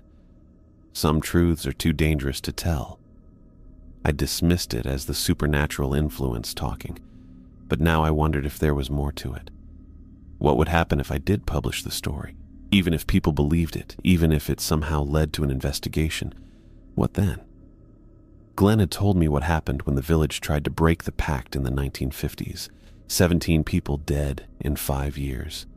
Crop failures, business disasters, fatal accidents that weren't really accidents. Would exposing Harksworth's secret save future victims? Or would it just trigger another round of supernatural retribution? Would I be responsible for more deaths, not fewer? I thought about the children I'd seen during the ceremony preparations, playing in the streets while their parents hung decorations. Innocent kids who had no idea what their community was built on. If the pact was broken, would they pay the price? Would their parents start dying in accidents until someone agreed to reinstate the tribute? The questions went around and around in my head as the night wore on. I must have dozed at some point, because I woke up with my head on the desk, my notebook stuck to my cheek. Gray light was filtering through the window. Dawn was coming, and I hadn't made any progress toward a decision. I stood up and stretched, my neck stiff from sleeping at the desk. Outside, the village was starting to wake up. I could see smoke rising from a few chimneys, the early stirrings of another normal day in Harksworth. By tonight, the ceremony decorations would probably be taken down. The folding chairs stacked away, the flowers composted. Life would go on as if Jasmine Ortiz had never existed. A soft knock at my door interrupted my thoughts. I opened it to find Avery Day standing in the hallway, fully dressed despite the early hour. She was carrying a coffee tray, steam rising from the ceramic mug. "Thought you might need this," she said, offering me the tray. "Long night." I accepted the coffee gratefully. It was strong and black, exactly what I needed. You could say that. Avery lingered in the doorway, her eyes taking in my rumpled clothes, the notebook open on the desk, the obvious signs that I hadn't slept properly. "Glenn told you everything, didn't he?" I nodded, not trusting my voice. "And now you're trying to decide what to do about it." Another nod. Avery sighed, suddenly looking older than her 50-something years. "I've been the innkeeper here for 23 years. You're not the first reporter who's come asking questions, though you're the first one Glenn actually talked to." That surprised me. "Other reporters have been here?" 3 or 4 over the years. Usually someone gets curious about our prosperity, or they hear rumors about people disappearing. They come asking the same questions you asked, get the same non-answers from the same people. Most of them leave after a day or two, write their little puff pieces about quaint mountain villages. But a couple were more persistent. "What happened to them?" Avery's expression darkened. "They had accidents, car crashes on the mountain roads mostly. Terrible tragedies. Real shame." She paused, letting the implication sink in. "The thing is, Mr. Armstrong, Harksworth has been taking care of itself for a very long time. It doesn't like being threatened." I set down the coffee mug, my hand suddenly unsteady. "Are you threatening me?" "I'm warning you. Same as Jasmine tried to warn you. Same as Glenn probably warned you, in his own way." Avery stepped closer, lowering her voice. "You seem like a decent man. You don't deserve to end up wrapped around a tree on Highway 12 because your brakes failed. But that's what'll happen if you try to expose us. So I should just pretend I never saw anything. Write a nice story about your community spirit and go home. That would be the smart thing to do, yes." I stared at her, this ordinary-looking woman in her apron and sensible shoes, calmly discussing my potential murder. "How do you live with yourselves? How do you sleep at night knowing what you do to people?" For the first time, Avery's composure cracked slightly. Her shoulders sagged, and I saw genuine pain in her eyes. "You think we don't feel it? You think it's easy watching good people walk into those trees year after year? Jasmine wasn't the first one I've served breakfast to, knowing it would be her last morning with her family. She won't be the last. Then why don't you stop it? Because we tried that once, and 17 people died. Because I have grandchildren in this village, and I want them to grow up safe and fed and happy. Because sometimes the choice isn't between good and evil. It's between one evil and a worse one." She straightened up, the moment of vulnerability passing. "The bus comes through at 11:15 this morning. I suggest you be on it. Your room is paid through today, so there's no rush to pack. But don't linger, Mr. Armstrong. Don't make this harder than it has to be." With that, she turned and walked away, leaving me alone with my coffee and my conscience. I closed the door and leaned against it, my mind reeling. The implicit threat was clear enough. Leave quietly and write a harmless story, or end up as roadkill on the mountain highway. It wasn't really a choice at all. I looked around the room one more time. My satchel sat on the bed, containing my recorder and notebook full of evidence. Evidence that would probably get me killed if I tried to use it. Evidence of a horror that would continue whether I exposed it or not. I thought about Jasmine's final words to me.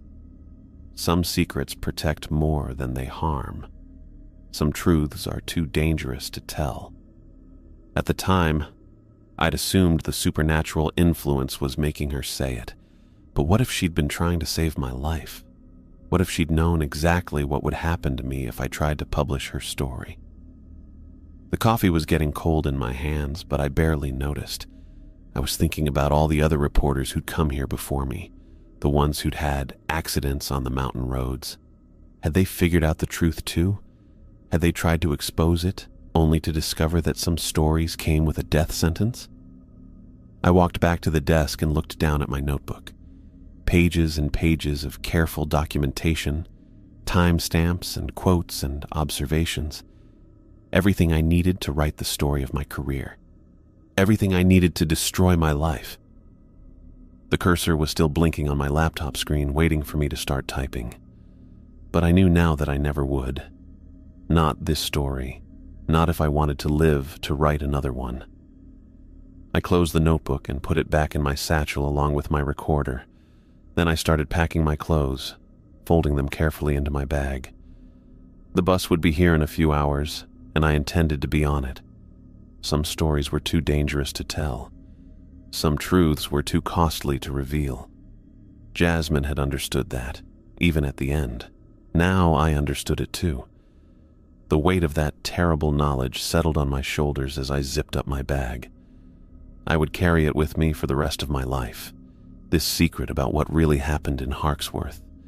But I would never write about it, never speak of it, never try to save the next Jasmine Ortiz, because some prices were too high to pay, even for the truth.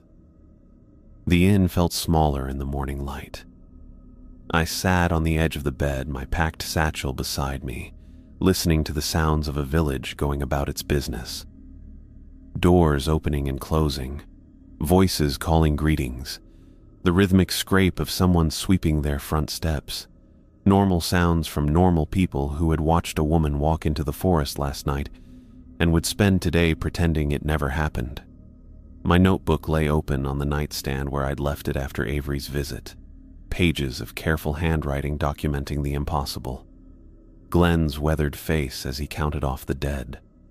Jasmine's blue eyes, empty and serene, as she told me some truths were too dangerous to tell. The way the crowd had stood in perfect silence as she disappeared into those trees. I closed the notebook and slipped it into my satchel next to the recorder. The weight felt different now. Not just equipment and notes, but evidence of something I'd never be able to prove, something I'd never even try to prove.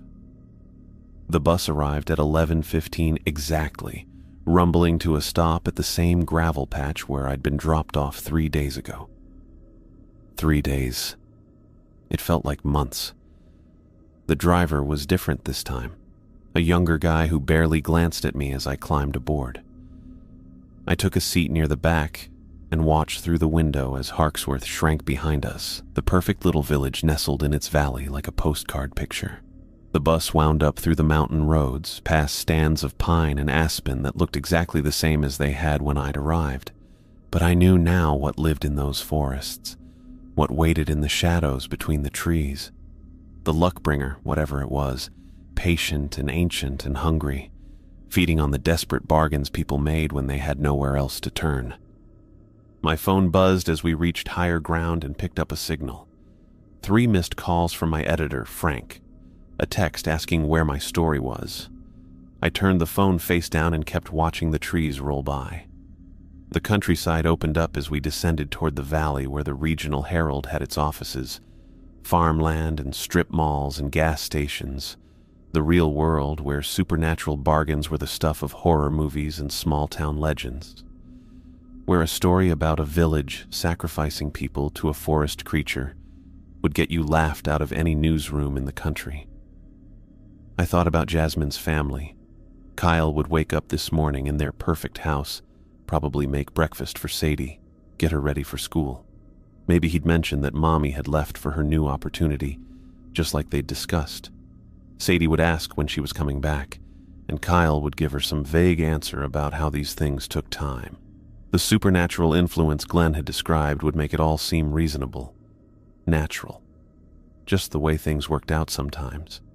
In a few weeks, maybe a month, Kyle would start dating someone new. Another newcomer to Harksworth, probably. Someone young and hopeful who'd moved to the village for a fresh start. The community would welcome her warmly. include her in their activities. And in a few years, when it was time to select the next luckiest citizen, they'd have another candidate ready.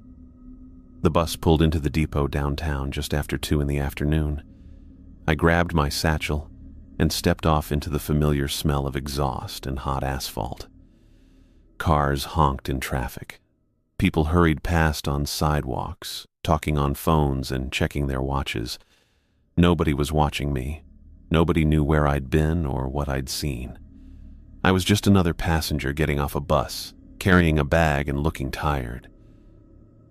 The Regional Herald occupied the 3rd floor of a brick building that had seen better days. I took the elevator up, listening to it wheeze and clank between floors. The newsroom buzzed with its usual controlled chaos, phones ringing, keyboards clicking, the coffee machine gurgling in the break room. My desk sat in the corner by the window, exactly as I'd left it. A stack of press releases, a coffee mug with a ring stain on the bottom, a photo of my sister's kids that I'd been meaning to update for 2 years. Frank spotted me before I'd even sat down. He came over carrying a legal pad and wearing the expression he got when deadline pressure was building. Armstrong, there you are. How'd it go up in... He consulted his notes. Harksworth, got that feel-good story for me? I set my satchel on the floor and looked at him. Frank was a good editor. Fair, professional, genuinely cared about putting out a quality paper. He'd been in the business for 25 years and had probably seen every kind of story there was to see. But he'd never seen anything like what I'd witnessed in Harksworth. Turned out to be nothing, I said. Just a harmless local tradition. They pick someone each year who's done good work for the community, give them a little ceremony. Nice people, but not really worth a story. Frank's face fell. Seriously, the way that press release was written, I thought we had something special. Small-town America, community values, that kind of thing. Yeah, I thought so too. But when you get there, it's just... I shrugged. Routine. They've been doing it for years. Same speeches, same format. The winner seemed happy enough, but there's no real angle to it. Damn. Frank tapped his pen against the legal pad. Well, what about the human interest side? The winner herself. What's her story? I thought about Jasmine standing in her living room, terror cracking through her composure as she begged me to leave town. The way she'd looked at the ceremony, serene and distant, already more ghost than woman. The sound her footsteps had made on the forest path before the darkness swallowed her completely. Just a local bank manager, I said. Nice family, been in town a few years. Nothing particularly compelling about her background. I think we'd be better off focusing on other assignments. Frank studied my face for a moment. I kept my expression neutral, professional. Just a reporter who'd chased down a lead that hadn't panned out. It happened all the time in this business. All right, he said finally. Can't win them all. Wilson's got a thing about the new shopping center development if you want to take a look at that. Sure, sounds good. Frank walked away, already moving on to the next deadline. I sat down at my desk and turned on my computer, waiting for it to boot up. The familiar routine felt strange after 3 days in Harksworth. Check email, review the assignment board, start making calls about the shopping center story. But first, I opened my desk drawer and pulled out a manila folder. I'd labeled it Story Ideas years ago, back when I still thought I might write the kind of investigative pieces that won awards and changed things. Now it mostly held press releases I'd never followed up on and interview notes from stories that never materialized. I took my notebook out of my satchel and slipped it into the folder. All those careful observations about Harksworth's 2 perfect streets and coordinated evasions. Glenn's confession about 70 years of sacrifice. Jasmine's final warning about dangerous truths. I closed the folder and put it back in the drawer, then turned the lock. The shopping center story was exactly what it sounded like. A developer wanted to build a strip mall on the edge of town. The city council was split. Local business owners were worried about competition. Environmental groups had concerns about wetland impact. I spent the rest of the afternoon making calls and setting up interviews, falling back into the familiar rhythm of small-scale local journalism. At 6 o'clock, I packed up my things and headed home to my apartment across town.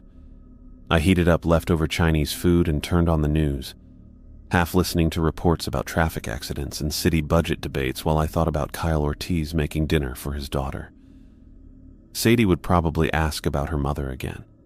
Kyle would give her the same vague reassurances, his mind clouded by whatever influence kept Harksworth's families compliant. I tried to watch television but couldn't focus. Tried to read, but the words swam on the page.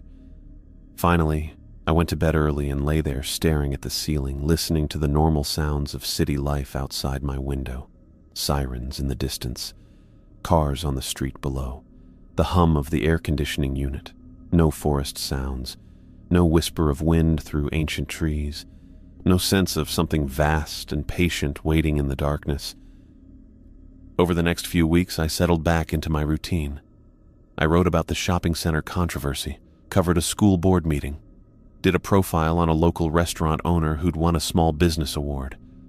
Normal stories about normal people living normal lives. But sometimes, late at night when I couldn't sleep, I'd think about Jasmine Ortiz. Wonder if she was still alive somewhere in those dark woods, or if the luckbringer had taken what it needed from her and moved on. I'd think about the next award ceremony, still 11 months away, and whoever would be chosen to walk that forest path. I never looked up anything about Harksworth online, never tried to research its history or find records of missing persons, never attempted to track down relatives of previous victims or build the kind of documented case that might convince someone to investigate. Glenn had been right about one thing. Some stories were too dangerous to tell, and some prices were too high to pay, even for the truth.